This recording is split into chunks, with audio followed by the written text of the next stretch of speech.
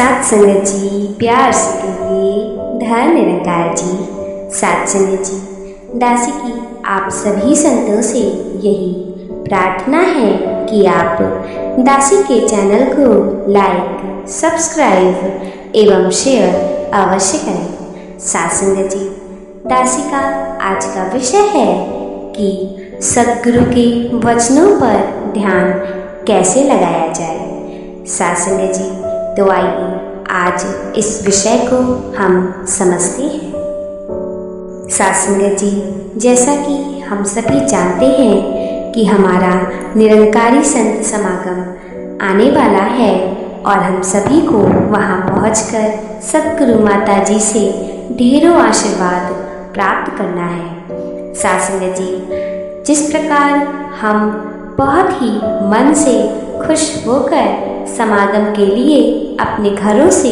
निकलते हैं और ये विचार अपने मन में रखते हैं कि हम समागम में सद्गुरु माता जी के हर वचनों को अच्छे से सुनेंगे और उस पे चलने का पूरी तरह से कोशिश करेंगे।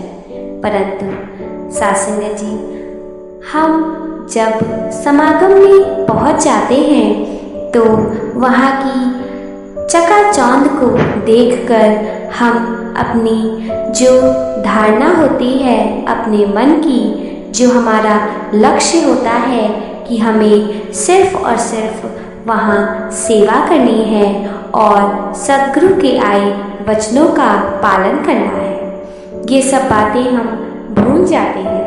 और अगर किसी महात्मा से भूलवश कोई त्रुटि हो गई हो तो हम तुरंत ही क्रोधित हो जाते हैं।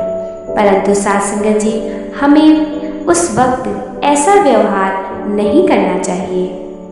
सात संगत जी, यदि हम समागम में भी इस प्रकार का ही व्यवहार कर रहे हैं तो इसका अर्थ यही है कि हम सद्गुरु माता जी के विचारों को समझ ही नहीं पाए हैं, हम उनके आदर्शों पर नहीं चल रहे हैं। सात संगत जी, दासी का विषय यही है कि हम सद्गुरु माता जी के वचनों पर ध्यान कैसे लगाएं। तो सात संगत जी, इसमें सबसे बड़ी कमी जो दिखाई देती है वो यह है कि जो महिलाएं होती हैं वो अगर कहीं भी इकट्ठा हो जाएं तो वे भूल जाती हैं कि उनका लक्ष्य क्या था, वे किस लिए और कहाँ जा रही थी, उनको क्या कहना था। परंतु यदि वे एक दूसरे से मिल जाएं तो वे सिर्फ उस जगह इकट्ठे होकर बातें करने लगती हैं, वे ये भूल जाती हैं कि उनका लक्ष्य क्या था। सात संगत जी, दासी का कहने का भाव यही है कि महिलाओं को इन बातों पर ध्यान देना होगा कि जब वे समागम में पहुंच जाएं और जब भी कोई महात्मा या सद्गुरु माता जी वचन देने लगे, विचार देने लगे, तो महिलाएं शांतिपूर्वक पूर्ण मन से शांत होकर सद्गुरु माता जी के विचारों को सुने और उनकी बातों पर ध्यान लगाएं कि माता जी क्या कह रही हैं। क्योंकि सात संगत जी, अक्सर ये देखा जाता है और लोगों द्वारा कहा भी जाता है कि महिलाएं अगर कहीं इकट्ठे हो जाएं तो वहाँ सिर्फ और सिर्फ बातें ही होती हैं, वहाँ कोई भी अच्छी भावनाएं नहीं आ पाती। परंतु सात संगत जी, हम सभी जिस उद्देश्य से समागम में जा रहे हैं वहाँ हमारा उद्देश्य सिर्फ यही है कि हम सद्गुरु माता जी से ढेरों आशीर्वाद प्राप्त कर सकें, जिससे हमारा घर परिवार सब कुछ सुखी हो सके। सात संगत जी, इस प्रकार दासी सिर्फ यही बताना चाहती है कि अगर किसी भी महात्मा के मन में थोड़ी सी भी यह इच्छा है कि वह समागम में सिर्फ और सिर्फ समागम में माता जी के बातों पर और जो भी महात्मा वहाँ विचार प्रस्तुत कर रहे होंगे उनके विचारों पर ही ध्यान लगाना है तो इस बात को समझने के लिए हमें सर्वप्रथम अपने मन को ये समझाना होगा कि हम समागम में सिर्फ और सिर्फ माता जी के विचारों पर ही ध्यान लगाएंगे और वहाँ किसी से भी कोई भी तरह की व्यर्थ की बातें नहीं करेंगे। सासंग जी, पुरुषों को भी ये ध्यान देना होगा कि वे यदि समागम में जा रहे हैं तो वे माता जी के विचारों को ही पूर्ण श्रद्धा भाव से सुने और जो भी वहाँ सिखाया जाए उन बातों को अपने जीवन में उतारें। सासंग जी, महिलाओं को भी अपनी जो आदत है उसको नियंत्रित करना होगा।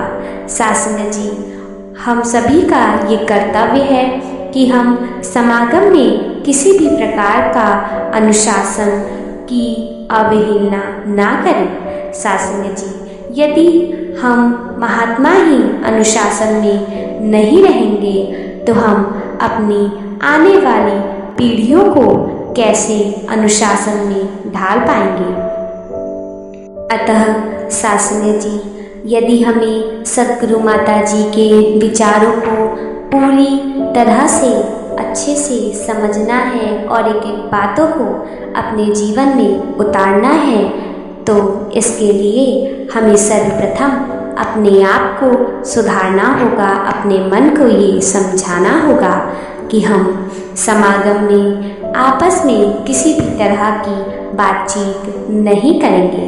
हम पूरे अनुशासन के साथ समागम में जाएंगे और माता जी के हर वचन को अच्छे से स्मरण रखेंगे और अपने जीवन में उतारेंगे। सासंग जी, हम सभी को एक कर्तव्य और निभाना है कि सासंग जी, सेवा दल के जो भी महात्मा सेवाएं कर रहे हैं तो हमें सिर्फ और सिर्फ उनके ऊपर ये नहीं रखना है कि सिर्फ ये कार्य सेवा दल के महात्मा ही करेंगे। सासंग जी, हमें ये नहीं करना है, हमें ये नहीं सोचना है कि अगर ये कार्य सेवा दल के महात्मा द्वारा किया जाना है तो ये सिर्फ वही कार्य कर सकते हैं। सासंग जी, यदि हम भी अपना थोड़ा बहुत सहयोग सेवा दल के महात्माओं के साथ लगा देंगे तो ये हमारे जीवन के लिए बहुत ही अच्छा होगा। सासंग जी, हम सभी को पूरे अनुशासन के साथ समागम में जाना है। सासंग जी, वहाँ पे समागम में कैंटीन सेवा भी होती है तो सासंग जी, हम सभी महात्माओं को इन बातों को याद रखना है कि समागम में कैंटीन सेवा में लोगों को, सभी महात्माओं को लाइन में लगकर ही सब तरह के भोजन लेने होते हैं। तो सासंग जी, हम सभी को ये भी बात ध्यान रखनी है कि हम लाइन के जो अनुशासन है उस अनुशासन में रहकर ही वहाँ कार्य करें। सासंग जी, सद्गुरु माता जी हम सभी पर अपनी ढेरों बख्शिशें बनाए रखेंगी। तो सासंग जी, हम सभी को भी अपने जीवन में अनुशासन को लाना होगा और सासंग जी, कोशिश करें कि आप समागम में हर पल हर वक्त अनुशासन में ही रहें। वहाँ ऐसा कोई आचरण ना करें जिससे किसी भी अन्य महात्मा को आपके कारण कष्ट पहुँचे। सासंग जी, प्यार से कहिए, धन निरंकार जी।